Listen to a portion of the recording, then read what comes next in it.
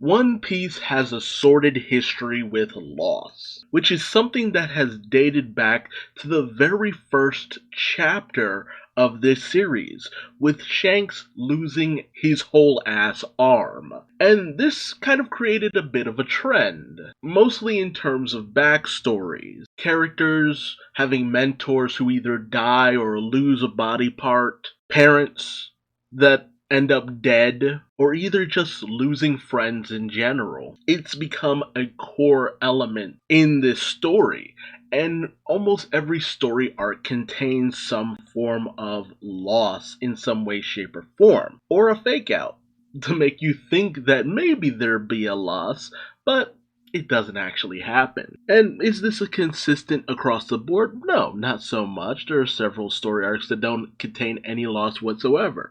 And then there are story arcs where there are losses left, right, and center, more than just one. So of course, Shanks losing his arm, the death of Choo Choo's owner, the death of Usopp's mother, Zeph losing a leg, sacrificing it so that Sanji can eat, Belle Mare dying mostly because of her pride, but also because she wanted her daughters to have a place where they could grow up, to not have to leave their home because of a madman. In Logtown, while there isn't a personal loss to the main characters, we experience the death of Gold Roger and how that affected several people. For Laboon, it's the question of what happened to the Rumbar pirates, not knowing if they were alive or dead. That was a major question. Our first fake out came with the supposed death of Igaram, and yet another fake out came in the almost death of one of the giants of Little Garden, although thankfully he survived. But we got back into the tragic backstories with the death of Hiraluk. But another fake out came with the almost death of Pell.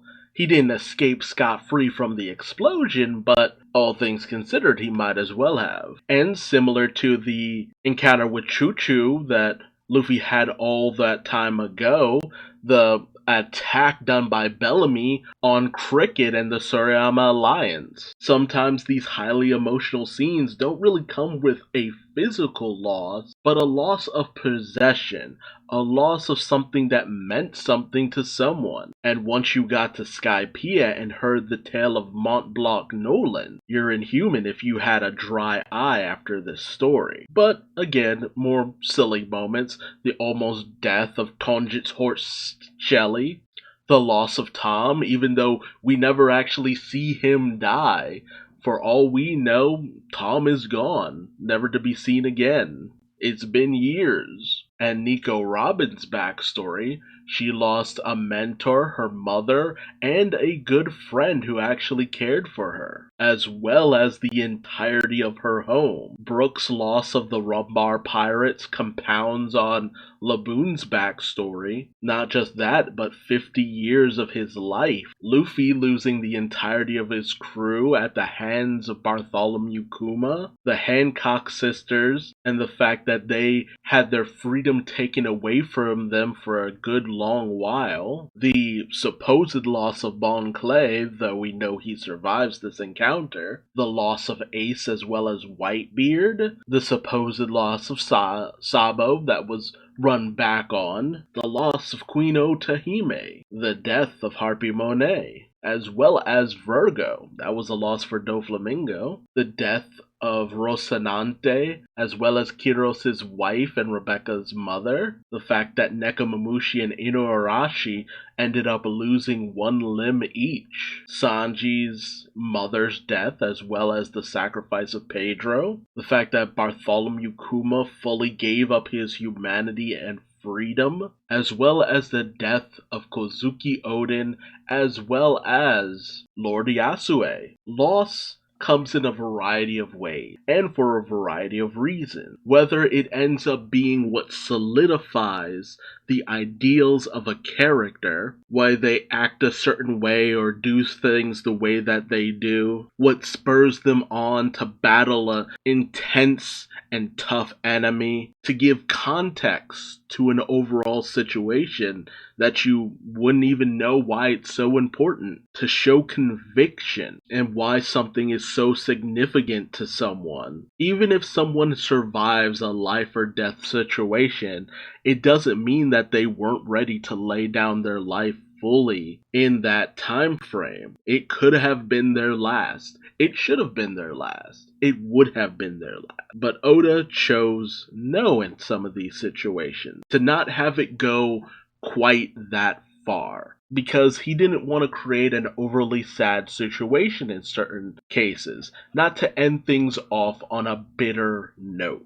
That is very rarely Oda's style. And with all of that, that brings forward the question of Pedro. We had seen it time and time again, especially in regards to Zoe, that the Minks were fully ready to sacrifice themselves at a moment's notice. From Wanda attempting to blow herself up when she thought that Nami was an enemy and had managed to get the jump on her. Pedro had already once tried to blow himself up already. The sacrifice play was something that these Minks were all too ready to do. Ride or die. But how does that relate to Carrot? Well, knowing what we know about Pedro and her relationship and his relationship to Carrot, we see a lot of similarities between the two of them, but also differences that start to kind of compound on themselves. Pedro, one of the first acts we really solidly see from him is his observation abilities, something that is relied upon by Lord Nekomamushi. It's kind of seen as almost this big to-do, like this is something important role that Pedro plays. And when he was doing it on the Sunny, when going to rescue Sanji, it's a role that Carrot also wanted to play, despite the fact that Pedro had been doing it regularly ever since he boarded the Sunny as a way of helping out and assisting. But this was the moment that really solidified the significance of Pedro's sacrifice. The fact that he imparted onto Carrot the importance of the Straw Hat family, the importance of them in regards to the Kozuki family, and the fact that they were the ones to lead to the dawn of the new world. This was a concept first truly introduced once we got to Zoe, as Nekomamushi stated that he was waiting for the dawn of the world. It's why Pedro feels that Nekomamushi and Inuarashi saw fit to let the Straw Hats see the road poneglyph. The first time we had ever seen a road poneglyph. The first true clue to the One Piece, and Pedro was ready to stake his life on it, with one of his last commands to Carrot being to help get the ship ready to sail. And it was in clashing with Perospero. It wasn't that just Pedro was trying to create an opening so that they could escape, but also to free both Brook and Chopper from the candy coating that they were in. It was through his sacrifice that they were able to be freed. And let's be real, how often do you see Oda devote this kind of attention to this kind of situation? Even the moment where they thought that Igaram had sacrificed himself wasn't given that much attention. If anything, Pedro's sacrifice felt a little bit more reminiscent of Pell, especially in regards to the fact that we started to see his flashback after this moment. Not to mention the whole reasoning behind why he named his crew the Nox Pirates. And it could have honestly just been this moment, a little bit of Pedro's backstory, but it went even further than that, and why he chose to make a crew that is named after the knight. And it was a meeting with none other than Goldie Roger. How people brush this aside as not significant is beyond me, because it's such a out of left field bit of importance placed on Pedro. The fact that, like Nekomamushi and Inuarashi before him, he wanted to join the Roger Pirate. They were a part of the Roger Pirates, if only for a little bit, but Minks were a part of the Pirate King's crew. And Pedro missed out on the opportunity to potentially have seen the One Piece to some capacity. And the way Roger talked to Pedro during that time, that Pedro would one day have his moment to shine, his time in the sun, more or less, that moment before the dawn for Pedro, wouldn't his passing on of his will to Carrot be her time to be a part of the future king of the pirates crew? Wouldn't that make sense that that's the significance of this moment? The fact that Roger, when he got to the One Piece, found out the history about Joy Boy and all that and felt he was too early, the time before the dawn. Wouldn't it make sense that Carrot would be a part of that because she is not just a mink, but she's carrying on Pedro's will, that she is taking that place that Pedro was unable to have all those years ago. And Pedro's sacrifice, it's gone beyond what the other kinds of sacrifices that we've seen before have done. It came as the only way to help keep the Straw Hats moving forward, to give them enough of a chance to potentially get away. And people I've heard talk about Carrot as though she's some kind of crybaby. Carrot, the only time we really see her overly emotional was this moment. And to say that she's overly emotional here is to say that Luffy was over emotional when Ace died, that Usopp was over emotional when his mother died, or Sanji when his mother died, or Nami at the death of Belle-Mère. And you could write that off as, oh, they're young, of course they're over-emotional. Carrot's a little bit older than that, but it's just like, dude, Frankie's around the same age that Carrot would have been, and he cried at the loss of Tom, who was desperate to try to get him back to make Spondum pay. And what about Jinbei and the loss of Fisher Tiger? Jinbei was older than most of the Straw Hats, if not maybe Brook? Brook was probably a little bit younger when he lost the entirety of his crew, as well as Yorkie. Tears in this series do not denote a crybaby to that extent, because a lot of times the tears that we see shed in this series come from a genuine place of actual sadness and loss. Luffy shouting for them to continue forward to honor Pedro's sacrifice, it didn't mean that he didn't care or felt like they shouldn't feel sad about the moment. It's just that, no, we have to make the most of this sacrifice, of this loss. We have to make sure that it means something. And while, yes, Katakuri tried to chastise them about feeling sad for Pedro's loss, I feel like a lot of that comes from the fact that in their line of work, especially for the Charlotte family, they're not really given that moment to mourn for the people they care about in that fashion. And I say good on Carrot for at least trying to go in and take out Katakuri, get him off the ship, make sure that the crew is able to escape. Carrot's the first one to go in on Katakuri, an opponent that she should know she has no way of beating, because he was even a tough opponent for Luffy. But she's welling up with all these emotions, and Pedro's words, that the same kind of words that Roger spoke to him. Everyone has their moment. And it's almost become Carrot's mission to find her own moment, to find a little bit of meaning, especially in regards to the loss of Pedro. Multiple sad moments happen in One Piece. Let's not get it twisted, but rarely are they dwelled on for as long as Pedro's death was dwelled on. Even the fake out moments. Igaram, we had to move on immediately in order to escape, but we didn't quite have that moment of dwelling on it. The heavy atmosphere that was garnered at the loss of Pedro, we've only really ever seen it with the loss of Ace and Whitebeard, because Pedro was someone who, Nami, Carrot, Chopper, Brook, even Jinbei to a certain extent, and Luffy, they all got to know the guy. They spent time with him.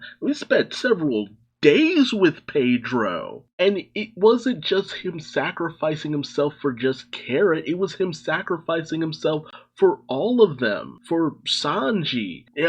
He did this on such a scale that you can't run this back with all the time that was given to just linger. And the speech that Jinbei gives, that we try to attack their monarch. The enemy has suffered a variety of losses. They will come for us. Don't you hear Pedro's voice calling out to us? Onward? Oda was trying to sell this moment harder than he sold most other fake out deaths that made it seem very real, realer than most of the others that he ran back on. And when the times looked the most hopeless, Carrot saw it as a failure in the eyes of Pedro, like she had let him down in some way, shape, or form. But when she had a moment to go Sulong, to show what she had, an opportunity to make Pedro proud, doesn't that feel like a lot of the moments for the Straw Hats trying to make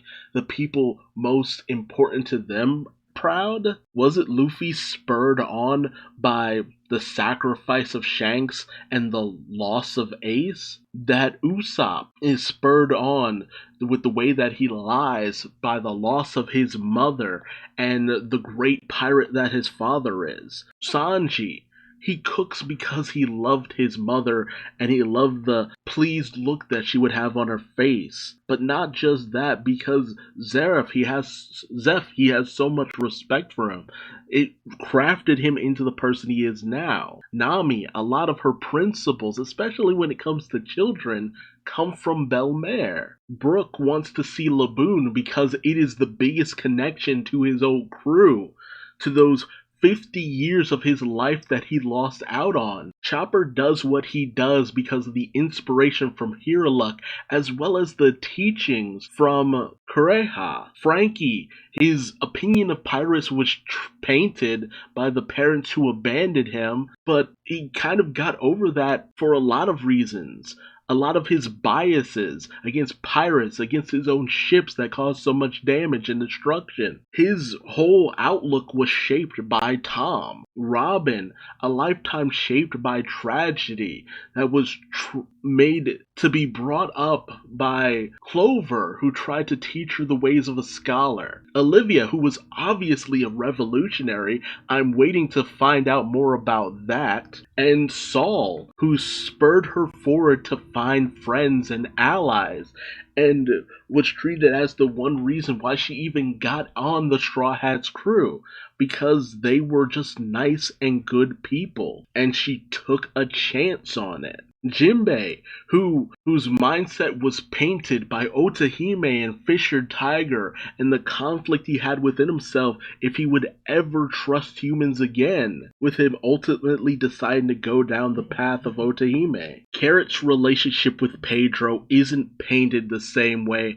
as Pell's relationship with Vivi, Kiros's relationship with his daughter Rebecca, Odin's relationship with Momonosuke. It goes beyond that. Carrot isn't striving to be like Pedro. Carrot is striving to make Pedro proud in some way, shape, or form, to do right by him and his memory. And hell, it even comes when she goes into that Sulong form and it's first seen by Daifuku. It's just like, Pedro was from Zo as well. Is she from there? Her too? It makes him think of Pedro, and that's who they associate Carrot with. And even the moment where Sanji finds out about Pedro, Carrot did most of her crying, the initial mourning. She doesn't want Sanji to lament what happened. She wants Sanji to go forward and live his life, the life Pedro helped to give him. And while she's still going to be sad about it, of course, it created this wonderful kind of relationship between Sanji and Carrot. And Sanji saying he knows what kind of man Pedro was, it goes beyond a lot of the other things we've seen for a lot of other characters. And in her kind of quest for vengeance, yes, she blames Perospero for what he did, but Perospero saying that Pedro blew himself up and that they're taking it out on the wrong person is right, and it's also wrong. Perospero is exactly the person that the Minks want to take out their frustration on, because Pedro blew himself up to take you out. If he couldn't even accomplish that makes it seem like his death was meaningless. They want to make good on the sacrifice that Pedro made in order to allow the Straw Hats to escape. And it's messed up, but it kind of also makes it that Perospero's very existence is kind of an affront to the memory of Pedro for the most part. And while Carrot and Wanda not being able to fully take him out is unfortunate, let's be real. How many Straw Hats who have had loved ones lost because of an enemy have actually managed to get revenge? I mean, let's be real. What's Usopp gonna fight? Disease? Sanji and his mother, and the fact that she died because of trying to stop Judge. I mean, Sanji resents his father, but he's not outright trying to seek vengeance for his mother. Nami and Arlong, she wasn't calling for his head. She was fine with him simply being arrested. And with Arlong taken down and the Arlong pirates out of commission, she holds no resentment toward Hachi or even Jinbei, who released Arlong into the East Blue. At no point have we ever heard Brook swear to track down the people who killed the Rumbar pirate. I mean, Chopper initially tried to go after Wapol, but he was told by Dalton not to lay down his life here unnecessarily. This seems like a lesson that Carrot is going to have to eventually come to terms with as well. And even Frankie paid the price for trying to stop these wheels that were in motion, trying to stop what was happening to Tom.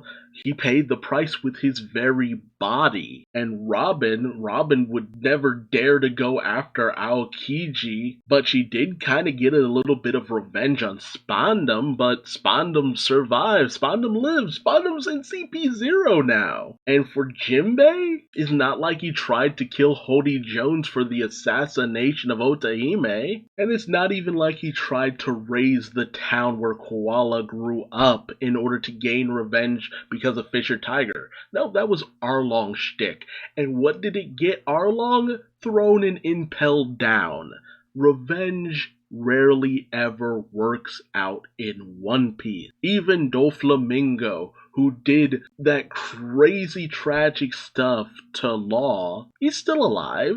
Law didn't kill him in the end. Revenge and vengeance very rarely works out in One Piece. And this is just another example of this, unfortunately. And while it was extremely harsh, yes, Carrot wanted to honor Pedro. We keep having this flash of him telling her to keep moving forward. Is this her moving forward, getting hung up on Perospero? Even his comment about if you didn't want to mourn your friends, you should hop back in the woods and chew on some grass. You're more suited to something like that. It's incredibly harsh and insensitive words, and the fact that Perospero didn't even kill her in this instance is just like, that's a little odd. Oda having a moment like this feels like it's leading up to something significant with Carrot, whether it's simply a lesson she needs to learn or whatever it may be. It feels like it's leading towards something significant for Carrot. And it feels as though a lot of people are overlooking it and not giving Carrot the credit that it feels like she deserves. Just because she couldn't defeat Perospero doesn't mean that she's not still worthy to be a Straw Hat crew member. That's not how this series has ever worked. Pedro's sacrifice will be the catalyst for Carrot doing something great. But does that require her to be one of the strongest Straw Hats For no reason? No, of course not. If sad backstories made you stronger than anyone, Robin would be the strongest alongside Law. That's not how this works, and you don't always get your dues when you're going out for revenge. Carrot's journey till now has been a test of her resolve and whether she has what it takes to continue onward. If she can go beyond what Nekomamushi, Inuarashi, or even Pedro could have ever dreamed to do, and that's be a part of a team with a leader who truly ends up changing the world. Nekomamushi and Inuarashi bet on Odin. Pedro bet on Roger. Carrot will bet on Luffy, and she will be the one to go the distance. That's what Oda has been setting up, and I can't see it any other way. I want to thank you for watching this video up until this point. You are truly a member of the cult of Carrot, the Carrot cult, and you're truly a believer that Carrot will be a part of the Straw Hat crew, because everything we've seen till now points in that direction. The way Oda has written over the past almost 25 years leads to this conclusion. This man would not give this much significance to characters who weren't going to be around for the long haul, the long ride up until the end. Carrot is not some ruler of a country or even the air. She is a mink who longs for adventure, and most of these minks are determined to head out when they have this idea in their mind